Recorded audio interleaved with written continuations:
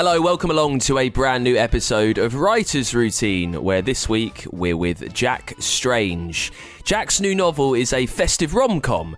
Yes, please, festive rom-com. It's called Look Up Handsome. We talk about being inspired by Hallmark movies. I think it was when I had just been kind of let go from my job and they were telling me that I was going to go freelance and it was very uncertain, and it was around about Christmas time, around about November.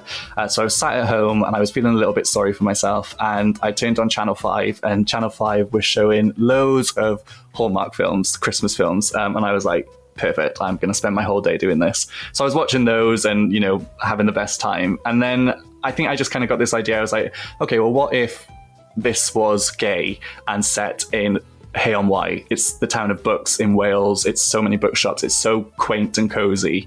And I was like, that's just a perfect wintry Hallmark setting. And why you shouldn't be afraid of change. It just kind of evolves over time. And I find that when I write, I'll write it and then the characters do surprise me. They do kind of tell me what's going on and where it's going to go. And I just kind of follow that. So I can sit down and plan something, but then something else will just go astray, and I just learned that I can't do that. There's more on the way with Jack Strange in this week's Writer's Routine.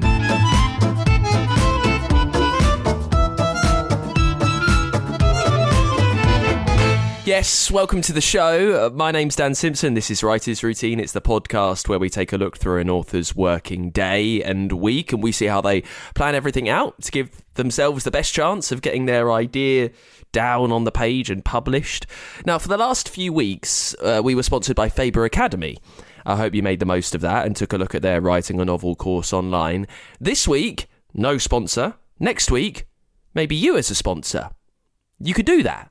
If you would like to sponsor the show and to support us, you can find out everything that you need over on our Patreon page, patreon.com/writers routine. If you've got a book to plug, let me do it for you. You get merch, there is bonus content, so much there on our writing community over at patreon.com/writers routine. I'd love to see you involved. This week, we are with Jack Strange. Jack writes romantic comedies and mysteries, a bit of everything really. In the week he works as a journalist, at the weekend he's a bookseller, and he manages to find time to fit in some novelising, is that a word? Novelising. Manages to find time to fit in lots of writing in there as well. His debut is out next week. It's called Look Up Handsome. It's far from the first book that he's written though, having done crime and mysteries and thrillers. This is the first one that's landed him a publishing deal, a festive rom-com. We try and unpack why. What's changed along his writing journey? Look Up Handsome, as I say, is a festive rom-com. It's about Quinn, who runs a bookshop in Hay on Wye. Where better to run a bookshop? It's on the threat of extinction, though. And then a romantic novelist called Noah comes to town. And he's a distraction that might stop Quinn from saving the shop. It's inspired by those Hallmark movies that you see at Christmas. Have you ever had them on? They're brilliant in December, I find. Wait, at the start of December, they're really good to just have on in the background. They're properly like feel-good movies. Very camp, very chocolate box. A lot of fun. And they inspired Jack's stories. Now, Jack normally writes with gay male leads in his stories, and we talk about why that is so important for him. Representation not just across sexuality, but also nationalities. And we chat about how you make that appealing to someone who might not normally read LGBT plus fiction. Now, what's interesting is you'll hear quickly that Jack is very considered and planned in his life. Might not be the same in his writing, though. We'll find out why that works. Also, things get a bit spiritual, which is a lot of fun. I always enjoy when someone has a slightly different outlook to me. Let's get into it then. And then we'll start with Jack Strange, as we always do, with what he sees around him in the place where he sits down to write. I sit in a little box room. It's in a kind of Georgian style house. I have to stress, though, it's not my house. I really wish it was. It's a lovely room. I have a writing desk that is kind of antique style. It's got like little red leather on the top, so it's very, very nice and plush. And I sit there. what else do I have? I have to my right, I've got like a little chair that I never sit on. It's kind of, this is the thing about this room, it kind of becomes a bit of a dumping ground. So we get a lot of people kind of just putting their bags everywhere. So that's a chair that I don't like to talk about.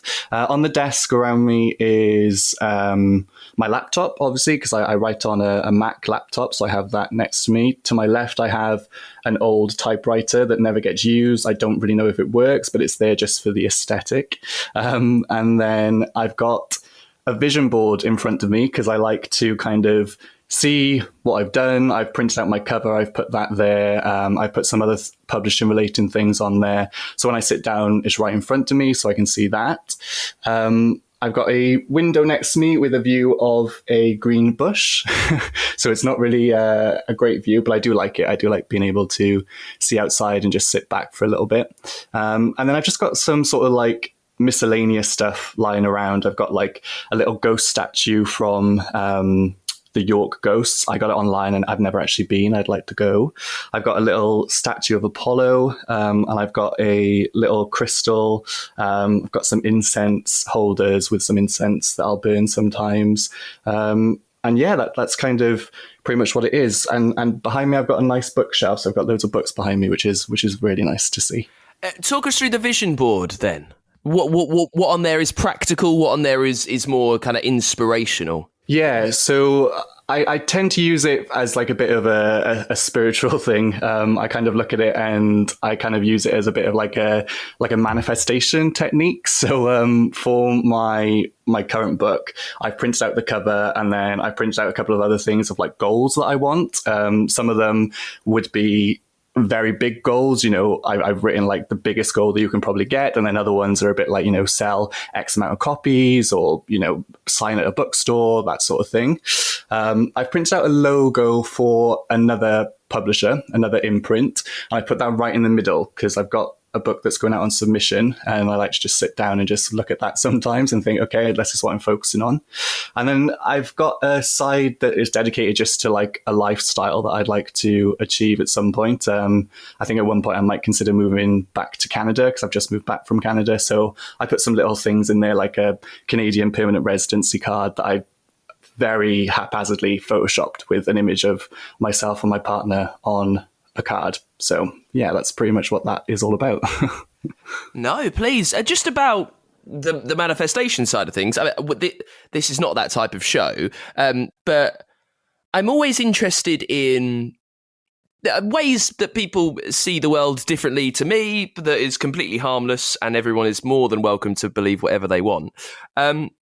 What is that doing for you? Is it seeing it, having it there helps you kind of really focus on what you want? It does, yeah. And it's a different way because most of the time when I go into the manifestation thing, I normally write it down because I just think there's, you know, again, without getting too much into it, this sort of energy exchange, I like to just write it down and that helps me focus. But when this happened with the book, I thought, well, I'm going to actually try a vision board and properly like print things out and pin them up. So it's nice to have. It's just kind of there to kind of look at.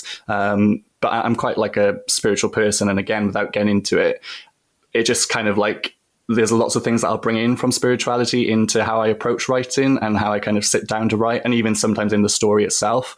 So it just kind of feels like a nice little safe haven where I can come down and just have that around me. And it just reminds me of just a mindset thing. You know, it helps me keep motivated and driven.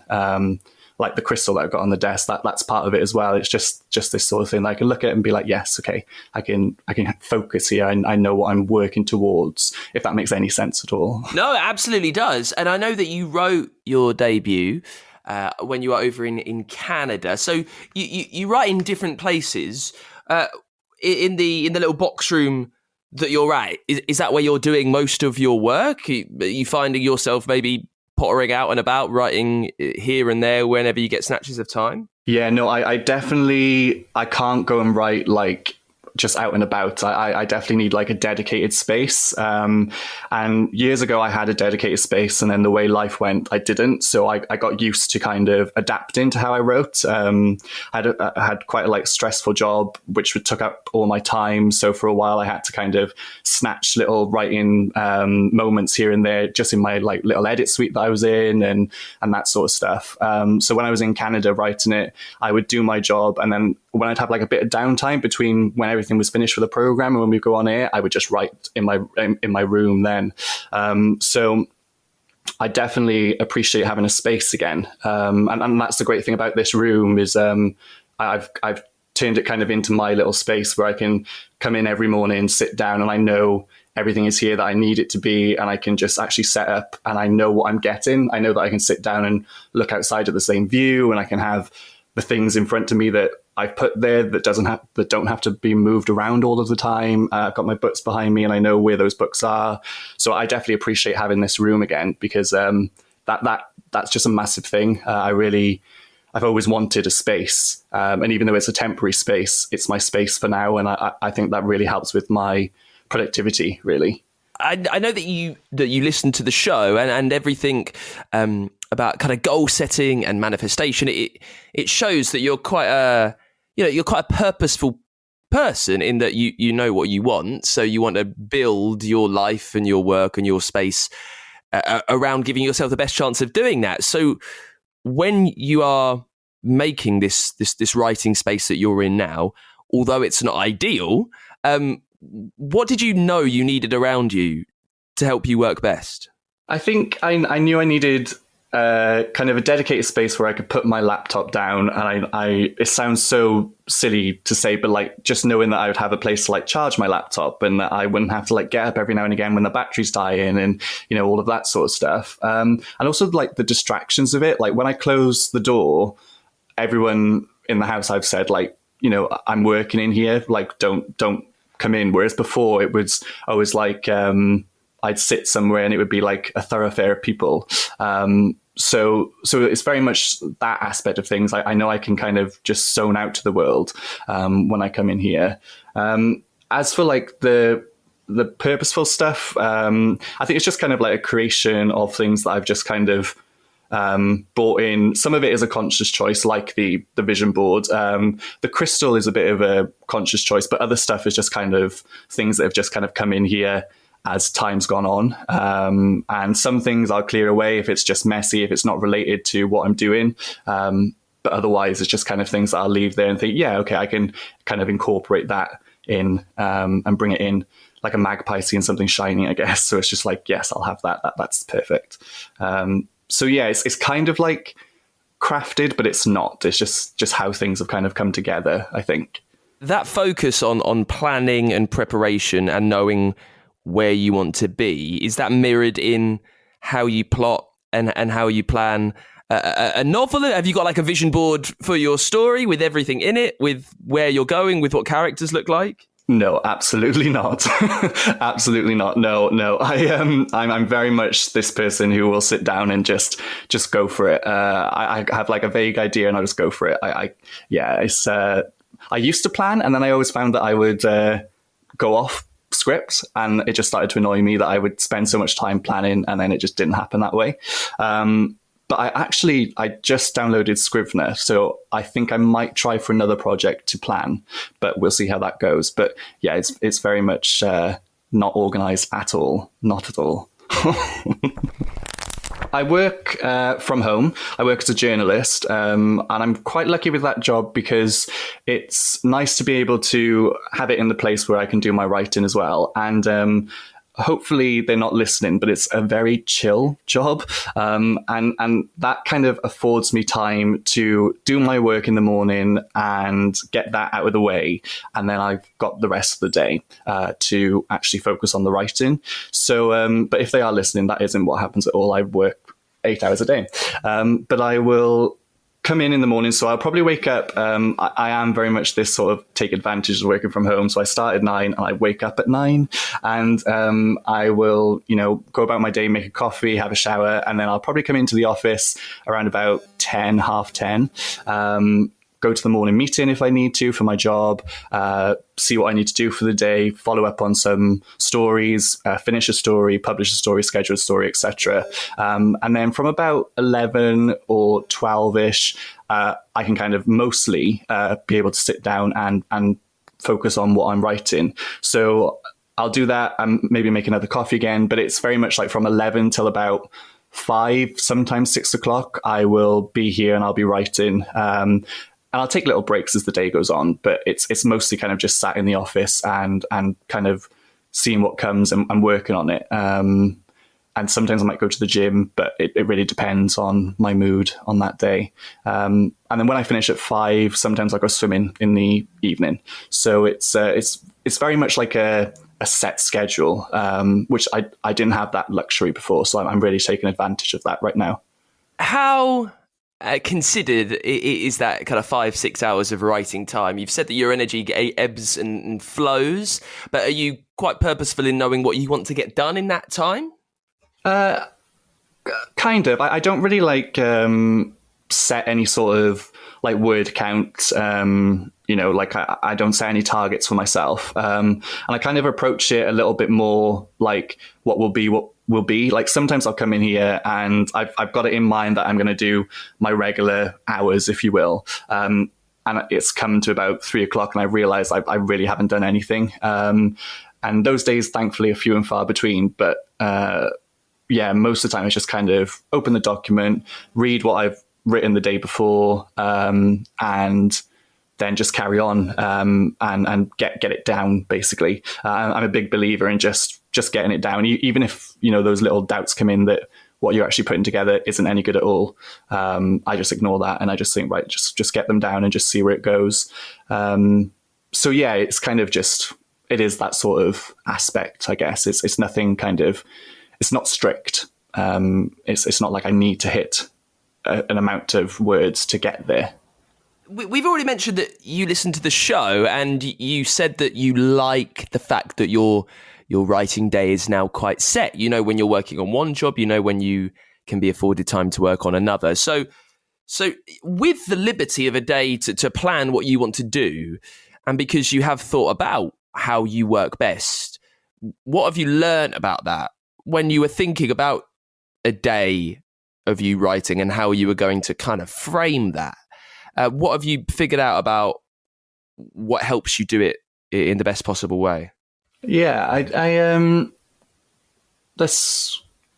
not like 100% sure on what that is. I think it is just, I think there's so much like importance to having like stability and having something that you can kind of rely upon that you'll know is going to be there. And like, I think sometimes that stability helps me kind of stay on track and stay focused, because I think when I'm kind of all over the place and having to snatch moments here and there, that's the times when the stories either don't come together and I abandon them, or it just takes a lot longer and then I'm not really happy with what I've kind of come out with and what's kind of been finished. But also it's a weird thing because obviously I've had to adapt to situations where I've had to write in scenarios where I don't have the luxury of time. And so I guess what it's kind of taught me is that I don't really take it for granted. I don't take like the space for granted, because I know this space will go eventually. And then I'll have to go back to adapting how I approach writing and how my routine approaches. But I like being able to be in that mindset of having the time to sit down and sit with the characters and sit with the story a little bit. And because I enjoy it so much and love writing, it doesn't feel like wasted time. It feels like a great use of my time and a use of my day. And I'm probably happiest when I can properly focus on it. I hope that answers it, but I'm not. That's an interesting question. It's made me think. No, that's okay. You're clearly also someone that has always wanted to be a published author, right? And that's happening for you. And in over the last few years, you absorb different information that tells you how perhaps you can do it a bit better. You've got a degree in English literature and creative writing. You've worked as a journalist. You worked as a bookseller. Along that path towards you being published, how much could you feel the little steps you were taking to improve? How much could you understand that you will get there one day, even if the book that you were currently working on was maybe being rejected or whatever? Yeah, I think it took a long time to have that self-belief. And there was a lot of frustration along the way, a lot of kind of thinking like, this is never going to happen. And, why am I doing this? And actually, when I worked in my one job in Cardiff, it was just very full on. I only had like one day off a week. The hours were all over the place. And that was actually a time when I didn't do much writing, because I just got completely like burnt out and disillusioned with it and very stressed. And it wasn't a nice place to summon any sort of creativity. But I always knew that's what I wanted to do, because at that moment when I thought, right, I'm going to kind of just knock this on the head, it's never going to happen. I've had so many rejections. And I was very much of that mindset, like, I'm not doing this anymore. I can't do this anymore. But I always felt that need, and I always had that sort of mind to kind of be like, right, I've got this story, I need to do it. And so it's always kind of been there. And ever since I was a kid, I was always kind of creating stories and making adventures about all the cats that I had and all my neighbors' cats and that sort of stuff. So storytelling was kind of just very much something I was doing forever. And then I always felt the need to do it. And I was actually speaking to somebody recently, and she's a musician, and she was saying how she made a good point where she said, if you were to go to somebody who's a lawyer or a doctor or a nurse or something, and you would say, we're rejecting you from this, you can't do that anymore, you have to prove yourself, and there's going to be somebody who's telling you no, and there's going to be somebody who's making your dreams come true, people wouldn't go in that profession, or they wouldn't stand for that. Whereas when you're a creative, that's just part and parcel. Obviously there's rejections that everyone faces, but you have to get an agent, and you have to have somebody to say yes, and so many people to say yes, and everything has to come together at once for that. And I thought that was a good point. Just this need, it was like, I just know this is what I want to do and what I want to achieve. And I have to just keep working to it, and just any setback that comes, just try and move on from it, which took some learning. It was all very much a massive learning curve and a lot of frustrations along the way, I think. I wonder if it's because success as a lawyer and a doctor, or at least the path to get there, is a lot more tangible. Like, if you want to be a doctor, you go to uni and you study very hard, and you're there for a long, long time, and then you do internships or whatever it is, and then you can kind of rise up the ranks, right? And they're still putting that work in. Whereas maybe people see an author and think that, well, you sat there for, 6 months, you wrote a book and it got published and suddenly it's successful. Whereas that you still put in a lot of work for both of them, but it's just hard for us to like quantify the work a creative does, maybe. Yeah, I think so. And I think we saw that as well in the pandemic, didn't we? We saw a lot of people turn into the arts, and then there was very little support for the arts, and there's still very little support for the arts. And yeah, you always get the comments of, oh yeah, I'll write a book one day. I'll just sit down and write it and it'll be done. But I'm just so busy right now. I can't do it. And so it is that sort of attitude. I think I saw a quote. I don't know how accurate it was, but I think I saw a quote recently. Apparently somebody said to Margaret Atwood, oh yeah, when I retire, I'll write a book. And he was a neurosurgeon apparently. And she said, oh yes, when I retire, I'm going to become a neurosurgeon. And, it's that sort of attitude, isn't it, that some people have, I guess. Yeah, I really think that is the case. Let's just get back to your day. You mentioned that you work on a Mac, and we are all about niche nerdiness. And you're moving to Scrivener. But what's your font of choice then, Jack? I'm very boring with my font of choice, I'm afraid. This is the thing, when I listen to your podcast, I'm like, ooh, that's interesting. And then I was like, oh no, I'm just a Times New Roman sort of person in a font 12, and I don't like double space it or anything, because that annoys me. I don't like that. It just very much like, I just open the document and it's what's already set, and I'll just see what's there. But yeah, I can't write in like any other sort of font. I did try because again, listening to your podcast, I was like, oh, do you know what? I'm gonna try it, because I think I remember hearing somebody say they'd changed the font to like get out of a funk or something, and I did that, and I was like, no, absolutely not. I am not doing that. So yeah, very, very basic, and it gets the job done. You wrote your debut whilst you were living in Vancouver, and you're writing now living in Wales. It might be quite an open-ended question, but I feel maybe with your spirituality, you are the best person to talk about this. Like, can you feel, how much can you feel that where you are writing, the sense of place, the energy, the atmosphere that you're getting from being in Canada or being in Wales is affecting the types of stories that you're telling or how you're writing them? Yeah, I think so. I got the idea for my book before I moved to Vancouver, and I set it in Hay-on-Wye in Wales, which isn't that far away from me right now.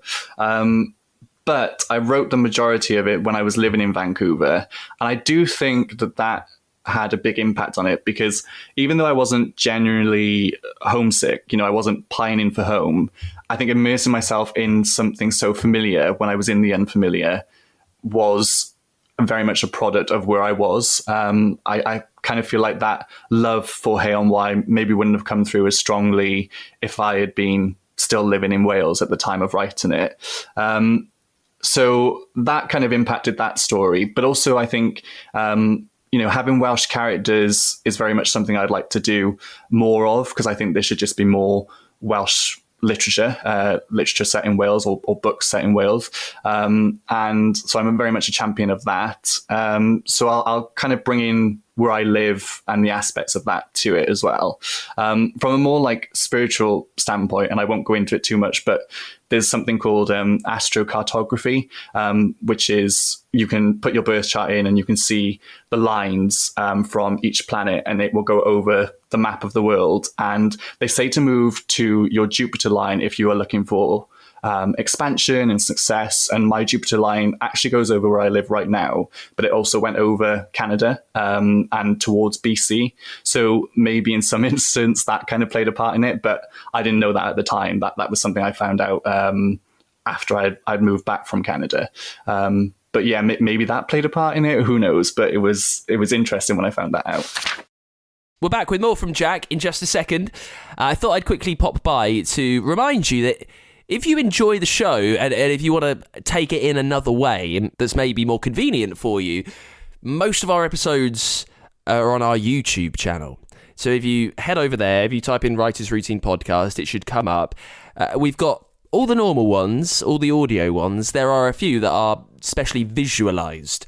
Last week's episode with Catherine Gray was. I give it a slightly different intro. It's not as cut up and condensed as the audio podcast that you get is.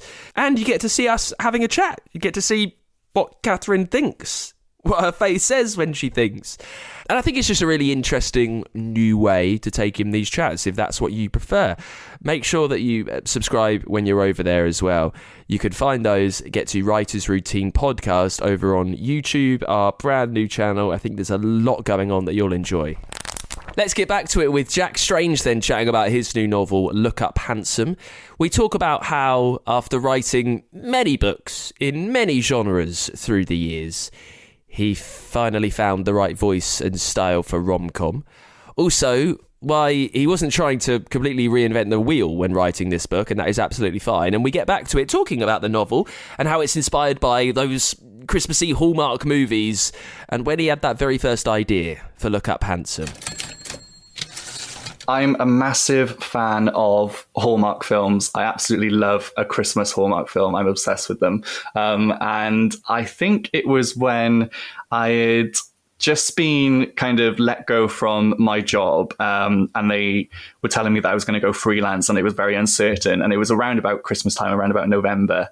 So I was sat at home and I was feeling a little bit sorry for myself, and I turned on Channel 5, and Channel 5 was showing loads of Hallmark films, Christmas films, and I was like, perfect, I'm going to spend my whole day doing this. So I was watching those and, having the best time. And then I think I just kind of got this idea. I was like, okay, well, what if this was gay and set in Hay-on-Wye? And for those who don't know, Hay-on-Wye is the best town. I'm sure everyone knows about it, but it's the town of books in Wales. It's so many bookshops. It's so quaint and cozy. And I was like, that's just a perfect wintry Hallmark setting. And so I just started putting that idea together. Two people who come together, meet each other. One of them owns a queer bookshop, and the other one is a romantic novelist. And I thought, okay, well, let's see what happens when they come together and they have to deal with their feelings about each other.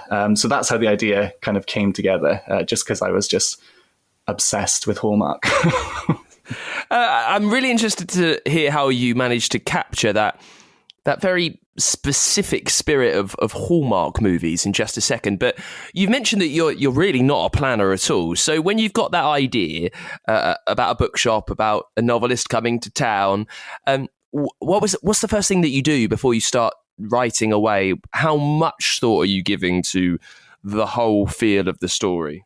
I kind of, for Look Up Handsome in particular, I think because I knew I wanted to go for the very much Hallmark-esque vibe, and you know what you're getting from a Hallmark film. You know there's going to be the plot points, and you kind of, when you go in for a Hallmark film, you know where it's going to go, basically. And so I thought to myself, well, I know where I kind of want to be and where I want to be hitting with those characters. I knew it was going to be gay, so I thought straight away, okay, well, there's two guys, and one's in Hay on Wye, one's just come back to Hay on Wye, like that kind of just formed.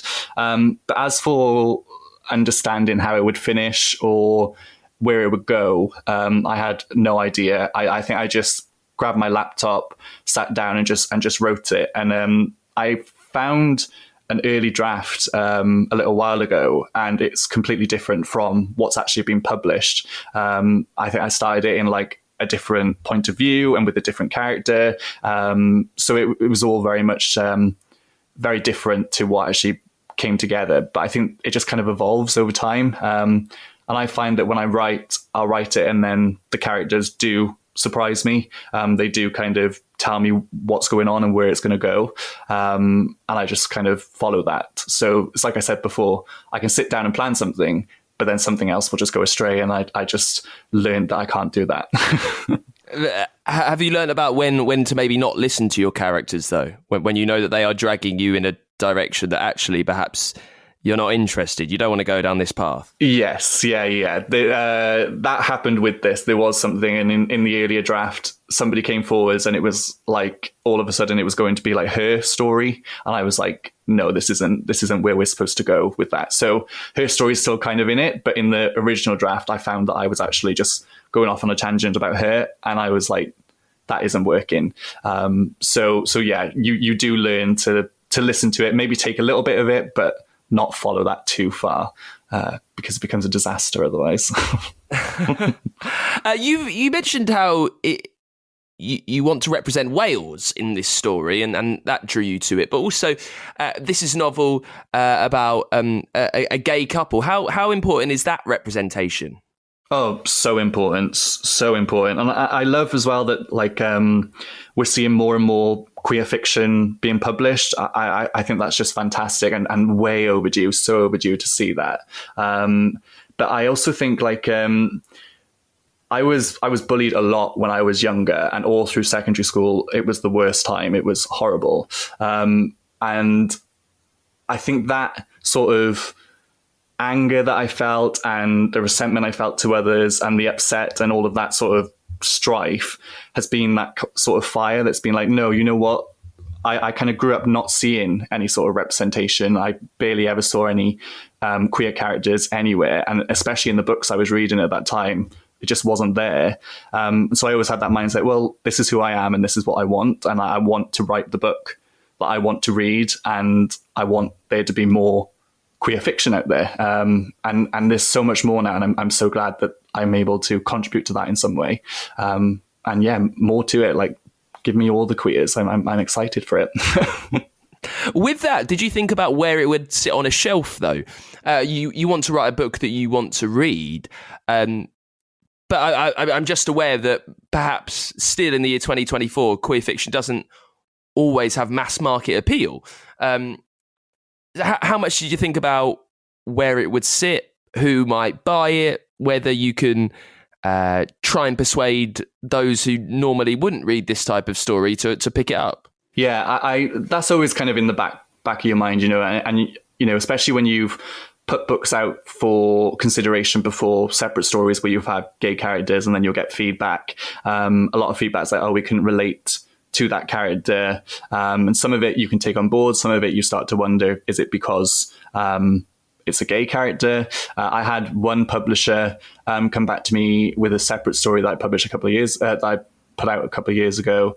And they said, oh, we like this story, but we've just signed one gay murder mystery. Would you consider changing your story to be a female detective or a straight guy? And I looked at their books and I thought, so you've got hundreds of straight and female detective fiction novels, but you won't publish a second gay fiction book. And I just remember thinking, like, things need to change. And so you're going against things anyway. You're kind of coming against barriers, even more so when you're writing fiction that might not fit on the shelf. But that drove me, because I was like, no, things need to change. We're seeing it coming out more. There's so much success. People are crying out for stories like this. So I'm just going to write it, and hopefully it finds a home. And thankfully it did. But yeah, you that is in your mind, unfortunately. Well, you writing in the genre and working as a bookseller as well. And you said that now there is a lot more representation. I guess the question always has to be how much better is it, and how much room is there still to grow with this? Yeah, I think there will always be room for it. I hope that it's not treated like a fad. I hope it's not one of these things where people are like, okay, well, this is popular now, and then we're going to turn our backs on it again 2 years, 3 years down the line. I hope it continues to grow, and I think it will, because I think just more people will want to read those experiences. I think there is still work to do, because a lot of the gay fiction that I did pick up would always end in tragedy. And I think there's a space for that, but there was always kind of like this need to be able to read a story and know that these gay characters are going to be okay in some way, or they're going to be accepted, or they're going to be happy. And a lot of the books, they weren't happy. And there is a space for that. Some of those books I really enjoyed. But also I just think that there's even more space for happy existences and happy queer experiences, because even though we are facing issues, and even though we do have problems going on right now, we still deserve happiness, and we are happy, and that should be reflected in the books we read as well. Let's talk about the novel and it being Christmas set, because you mentioned you love Hallmark movies. Now, it's not a surprise to you. I mean, that's not the most common view, right? I mean, people love watching them, but like, I'm not offending you to say it's known that they are a bit naff, right? Yeah. Yes, they are. Yeah, they are. It's an interesting thing to take inspiration from, because you don't want your book to be viewed as like this kind of kitsch naff thing. But how are you capturing the spirit? Because I know, because my wife loves them. I dip in every now and then, but she will sit here for Christmas when she's working from home, and they'll just be on the whole day. So there is like a real appeal to them. How do you capture that on a page, writing words? Yes. So it's very interesting. I think they're, I like to call them camp. I think they're so just cozy and camp, and you know what you're going to get, and it's just going to be great. And I really like that appeal of going into it and immersing yourself in that Christmas world. They're doing autumn ones now, and I'm obsessed with that as well. Like, I just watched the other day Pumpkin Everything, and I was like, I got my pumpkin mug out. It was the best. So I love that sort of appeal of knowing what you're going to get and where it's going to go. I do think it's interesting though, because I don't necessarily think I realized this at the time, but because I was writing very much a Hallmark inspired story, and I love Hallmark inspired stories, I didn't realize actually how many people don't like Hallmark stories. So it's been going out to reviewers, and I'm getting good reviews, mostly good reviews, but the ones that make me laugh are the ones that are like, oh well, it's very Hallmark. And I'm like, okay, but to me that's a compliment, but to you didn't enjoy that. So I'm learning that. I'm learning that this book might not be the best book to somebody if they don't like Hallmark. But at least it's a good sign that I've hit the Hallmark vibe, I guess. Well, I think there's a snobbishness to it. Like I can really appreciate the story, and because there's it's like everything. It's like why I rewatch episodes of The American Office. I know what's happening, right? I want that story. It's the same with Hallmark. It's just that I think some people have a view on just the way they look on the screen. I'm not really sure what it is. Yeah. I mean, the budget is a bit dodgy with some of these films. Yeah, for sure. You're not going in there for like an Oscar-worthy performance or anything like that. I think that's also kind of what to keep in mind when you're reading a book like that, because sometimes you'll have people that will say, "Oh, well, it's nothing new. It's not reinventing the genre," and that's okay. That isn't what I set out to do with this book. But also, that doesn't mean that it's like superficial. In Look Up Handsome, there's a story about Noah's mother and how she faced misogyny and kind of this sort of culture of being torn down as a woman. So there are like deeper themes if you want to get into it, and you do find that as well in some of the Hallmark films. So you're right. You have this attitude that, oh, well, that's just a silly little thing. And most of the time it is, but there is also like a little bit of a message in there sometimes that you can reflect on sometimes, I think. What were you doing to put yourself in the Christmas spirit then whilst you were writing this? It's sometimes quite hard to summon it up in a natural way.